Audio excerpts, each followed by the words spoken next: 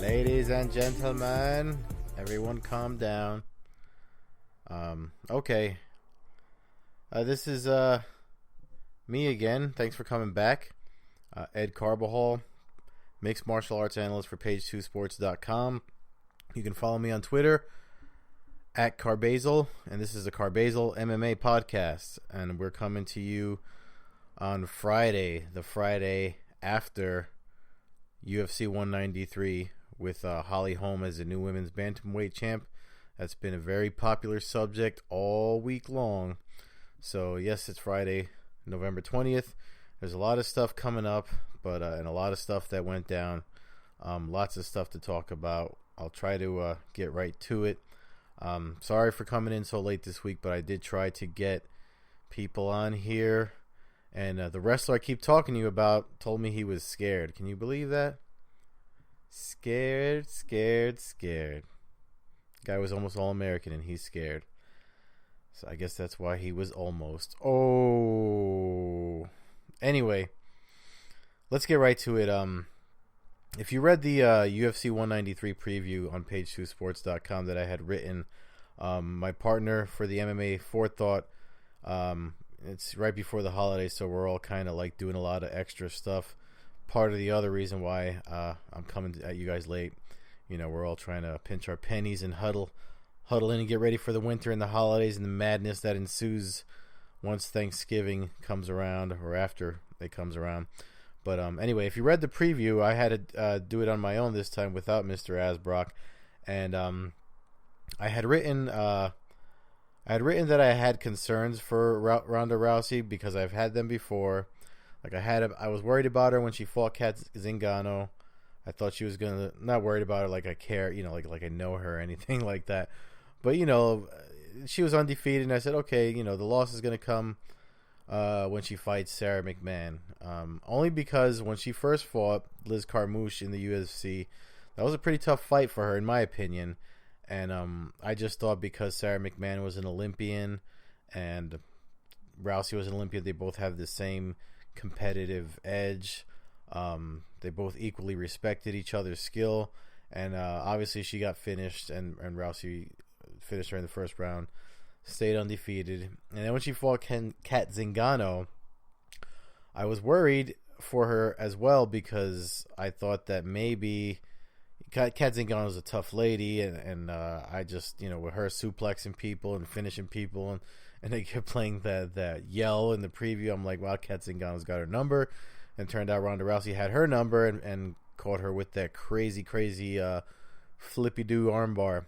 I forget what the traditional name for it is, but somebody broke down her armbar technique really well, and it looks like Holly Holm's camp also studied that attack that she does for the armbar. So anyway, we're going to get to that. But so those are the first two times I had concern, and I mentioned that in the article. I didn't mention with whom, but those were them. And I thought that, you know, maybe this time I'm going to ignore my gut and Ronda Rousey is going to be okay, because the last two times I thought she was in trouble, she was okay.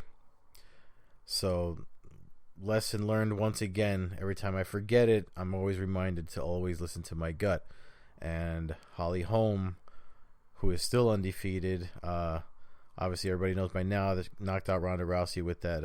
I mean, she completely dominated her in the whole fight. Unfortunately, I didn't see it live. I had to see it after the fact. I was with my beloved in New York. We were watching a show, but on the way back is when I got the text from my brother. Me and him usually do watch the pay-per-views together, and he sent me an odd text. I don't know if he was drunk already or what, but he was like, Rousey's done something, Team Rousey, something to that effect. So right away I go on Twitter and I start looking, and I start seeing the gifs and everything, and I'm like, wow. I was like, wow, I should have listened to my gut. If you listen to I forgot when she fought Correa in Brazil, I think that was 191, right? UFC 191. I was on the Feel the Impact Sports podcast with Chris Asbrock, who also writes for Page 2 Sports, and I had mentioned the reason why sometimes I'm concerned with Rousey's matches, and a lot of it had to do with her footwork, and lately, I don't know why she's trying to strike more. I mean, and Betch Correa was not that great a striker. I know she was undefeated, but I mean, at the level she was fighting, and she pretty much talked herself up for that match. She put herself in the situation to get beat by Rousey. Anyway, so every person that has some type of striking background that Rousey fought before Holly Holm did not have the striking background that Holly Holm has. I mean, she came up through a striking art. She was a boxer, then she became a kickboxer, and now she's in MMA, where she's just focusing on defending submissions, staying off the ground, and imposing her striking game. And if you go to the blogboardjungle.com, I wrote an opinion of after the fact, and just to sum it up, Ronda Rousey should not have tried to outbox Holly Holm. I don't know if that's what the game plan was. She did try to engage her and work the clinch game and shooting for takedowns, but Holm was just not there for it, or she wasn't giving her what she's used to getting when she goes for that.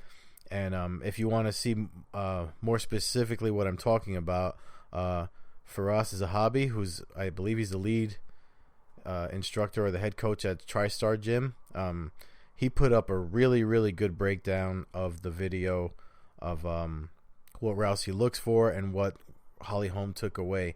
So when you get a chance, you should look at that. It's going to be I think he calls it number 2, because the first one had a lot of imagery from the actual event, and the UFC made him take it down because it was too soon after for copyright stuff or whatever. But it's not what I thought should have happened. But like I said, I should have listened to my gut. It's not what I thought was going to happen, but I kind of did have the feeling something belt was going to change hands in the main event.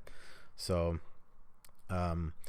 either way, I mean, Rousey still was you got to hand it to her for still staying in the fight from start to finish till the end. She's getting a lot of, I don't know, hate or whatever you want to call it online, which I think is kind of messed up, because that's the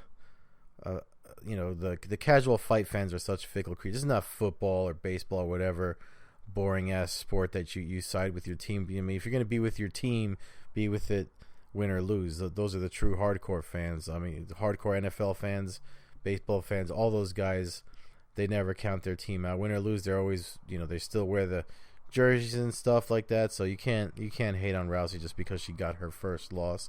It's her first loss in MMA. So don't go thinking that she's never lost anything before. She wasn't born a black belt, and her Olympic gold medal was bronze, which means, her Olympic medal was bronze, not gold, and obviously means she didn't win everything. So it's not like she hasn't tasted a loss before. She just was never so public before, so I think that's probably what's bothering her more. But if we know anything about her, she's already said she'll be back. She said she'll be back, and most likely the rematch with her and Holly Holm will probably go better. Either way, I mean, it's going to be a big fight to see. Where does that leave Miesha Tate? I don't know. I put up something about that too on my website, theblogboardjungle.com. What's next for Holly Holm? I would like it to be Miesha Tate, but if you listen to the post-fight press conference, I don't think that's going to be the case. It just seems more marketable in the business of fighting to have the rematch with Holm and Rousey right away. At least they can get the best 2 out of 3 out of the way. That is a smarter business move to make. So we can't hate if that's what happens. But I do feel bad for Miesha Tate, because she's not losing. She's ranked number 1 for a reason. She definitely deserves her shot, and I really hope they don't make her wait for it. But fight business is a weird thing. So anyway, and then the strawweight co-main event, Valerie Letourneau lost a decision to I don't want to butcher her name. You know who I'm talking about, Joanna Joanna Jędrzejczyk. I can never pronounce it, and I don't want to butcher her name. But that's one tough 115-pound woman. Hooey. That is a tough chick. I mean, she the pace that she comes at. I mean, and she's so. It's like she's two different people. That too bad I don't see her moving up in weight and being the same fight demon that she is, because she is something else, man. God bless that chick with the skill, and she definitely deserves to hold on to that belt. I don't see anyone taking that belt from her for a long time. But what else happened at UFC 193? Oh yeah, Mark Hunt and Bigfoot Silva. Mark Hunt finished Silva in round 1, and I love when Hunt wins. He's never looked better. I hate it when fighters are on and off like that, because that usually marks that they might be coming to the end of their careers. But in the post-fight press conference, it didn't seem like Mark Hunt was even thinking about that. He seemed ready to keep fighting. I think Dana White had joked in the press conference that he wanted to fight in the UFC Korea and Seoul event. And with the way he moved, I mean, it looked like he could. I don't know if it's because Antonio Silva is worse off, but than he used to be with, because I know he had some glandular issue or something like that, and it seems to be affecting his the way he fights lately. Anyway, I'm trying to think what else stood out. And I was kind of, I mean, I didn't know who was going to win between Uriah Hall and Robert Whittaker in that event.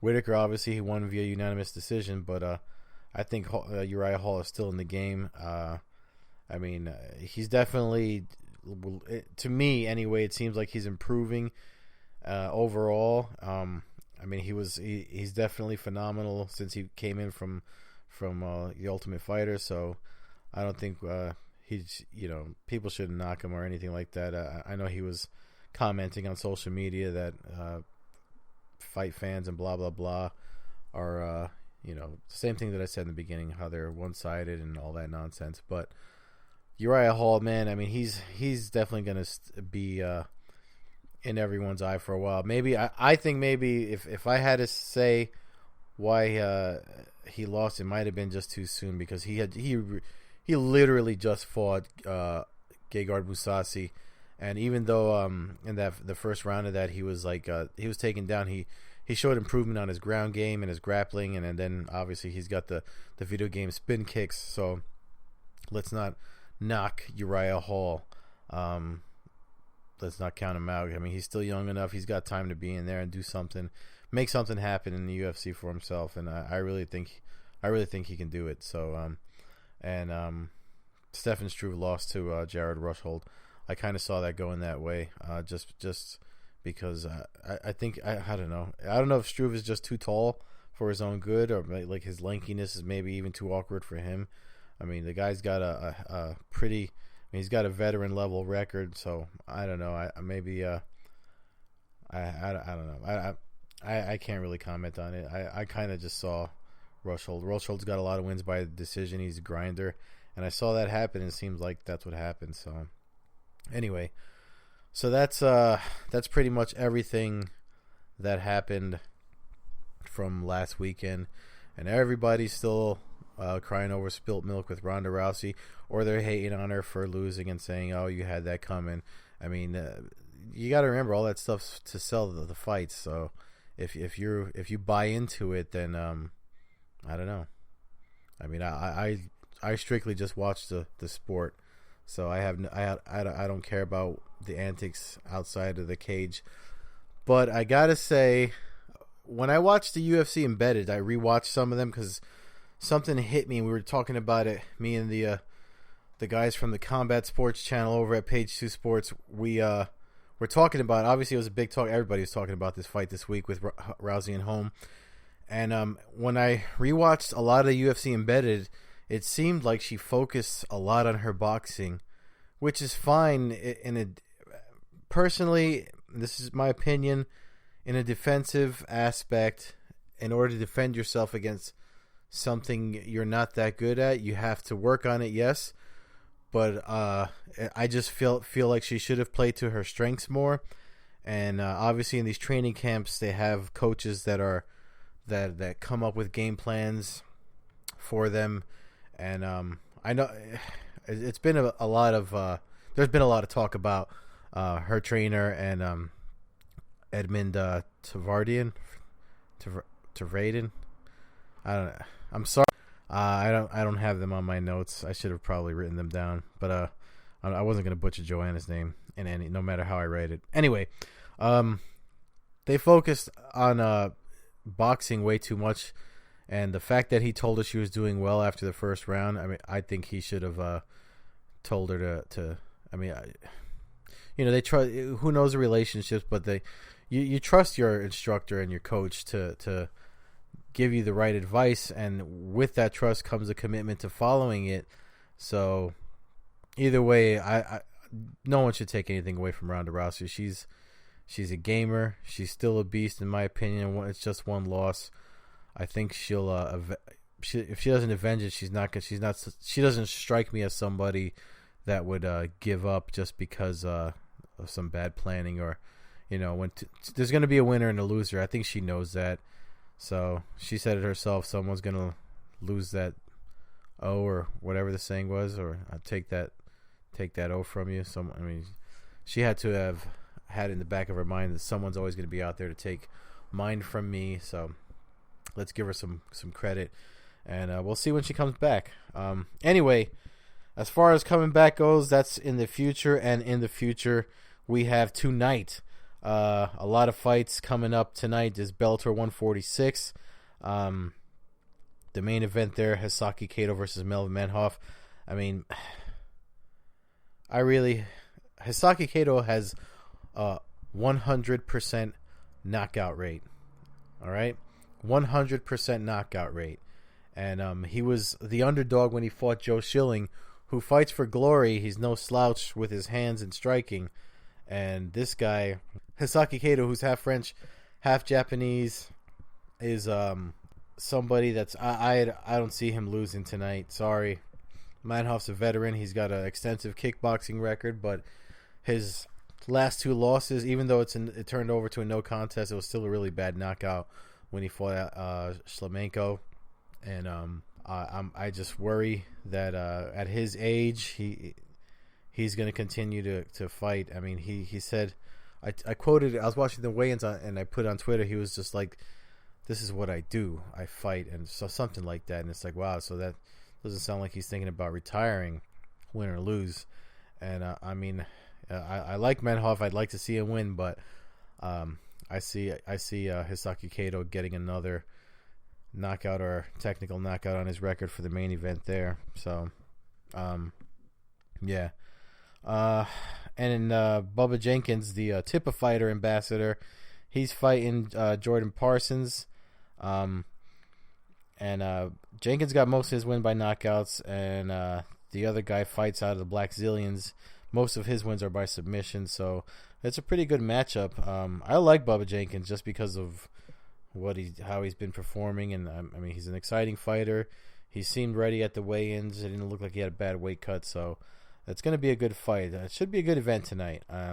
Bellator, the last event, I've been happy with them overall, and I know they've been doing better in the ratings, so tonight might be a good night for them. However, they are going against, I think, the weigh-ins were on at the same time because I missed them. World Series of Fighting 25 is having their 8-man tournament tonight. The lightweight tournament for people to fight Justin Gaethje. I mean, the winner of a tournament. It's an 8-man tournament, so that means they got the winner is going to be fighting 3 times to win. I mean, that's a long night. That's a long night for an MMA fight, especially when most guys just train for the 5-minute rounds.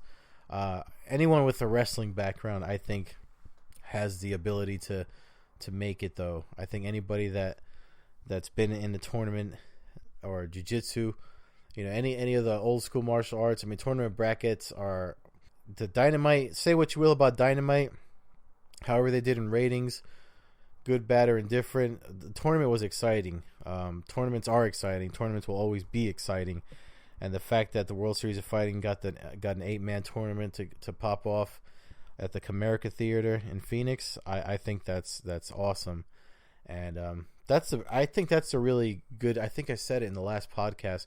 If something happens to a champ, or you don't know who the champ should fight next, get the top best guys and put them in a tournament, and you'll have your answer at the end of it.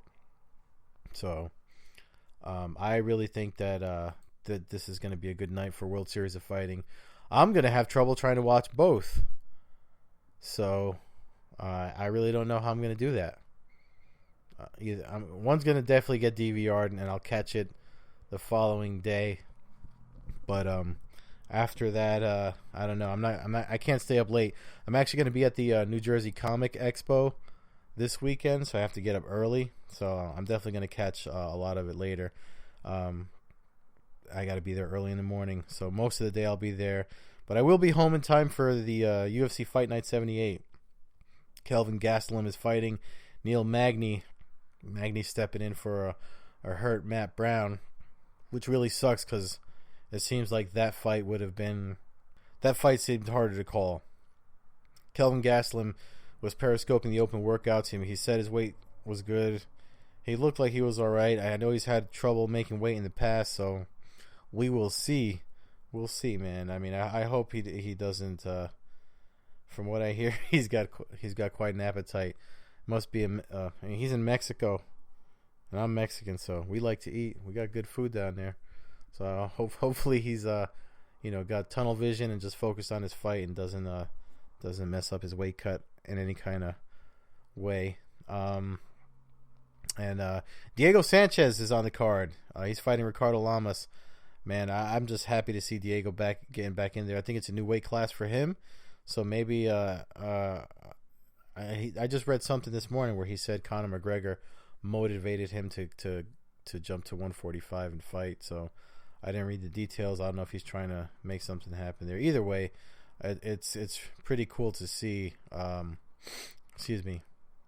It's pretty cool to see Diego back in the cage. I mean, when these guys fight long enough, how can you not have respect for them?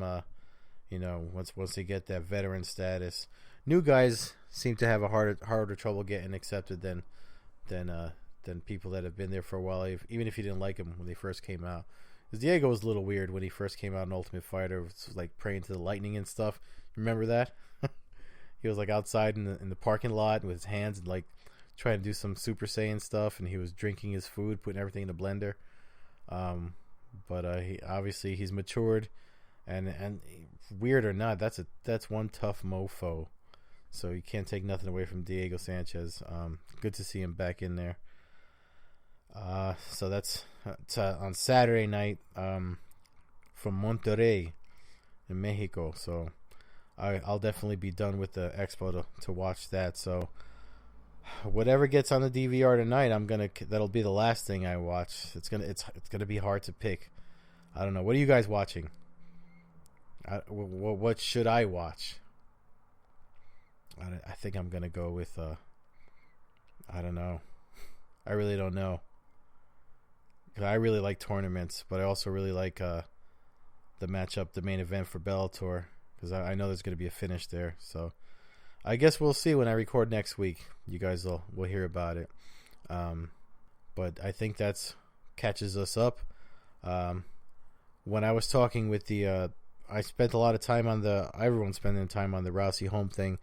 When I was talking to my wrestler friend that's afraid to get on the podcast, he was saying how a lot of people were from where we went to school were bashing MMA and saying how like it's not safe and blah blah blah. And interestingly enough, before I started recording this, the New York Times put out a really good article.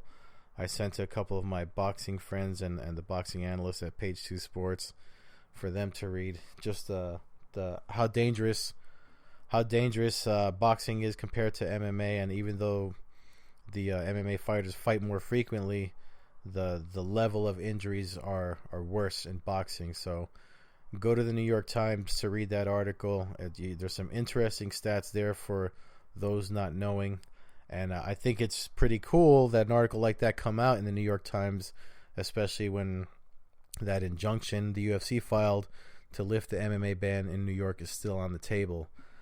Speaking of which, John Jones is talking about his comeback date being April 23rd, which coincidentally is the Madison Square Garden date the UFC says they have booked. So whether he or not he put that out on social media to mess with Daniel Cormier's head, we will see. But that's going to be something to look forward to, his return. I mean, he's looking jacked in his little photos he's putting out there. He seems positive. It looks like his mindset's right. He was actually Holly Holm's biggest cheerleader, if you will, for when she won this past weekend. So it's a real exciting time to get into the sport, man. So if the ban gets lifted, it's going to be even more exciting for casual fans, new fans. I mean, I was actually at Madison Square Garden last weekend. It's only a short train ride away from me, so if the ban gets lifted, I will definitely be there. I'll wear my suit, put in for my press pass and buy tickets and all that nonsense, book a hotel room, treat it like it's Las Vegas. That's what I'll do. But I guess that's it for this week. Again, I'm really sorry about coming to you so late. I am going to try and get some interviews at the Comic Expo. There are some people there that I'm going to have conversations with and talk about fights with while I'm there. So, and I wrote some stuff about that too on my website, theblogboardjungle.com. My email address is there if you want to send me anything, questions, comments, or anything you want to hear on the podcast, any changes you'd like made. And I think that's it for this week. Oh, real quick, before I leave, the music you hear on this, it's made by a guy named Ryan Little. He's got a YouTube channel. He's a YouTube producer. I think that's what he puts in quotes on his title. He makes really, really awesome music for a lot of people on YouTube. You should definitely check his channel out. Puts new stuff out on Mondays, I believe. So check out Ryan Little on YouTube. And I think that's it for this week. So thank you all once again for listening to me rant. Sorry for the lateness. And as always, I will work on guests. All right, guys. Have a good weekend. Stay safe. Be strong.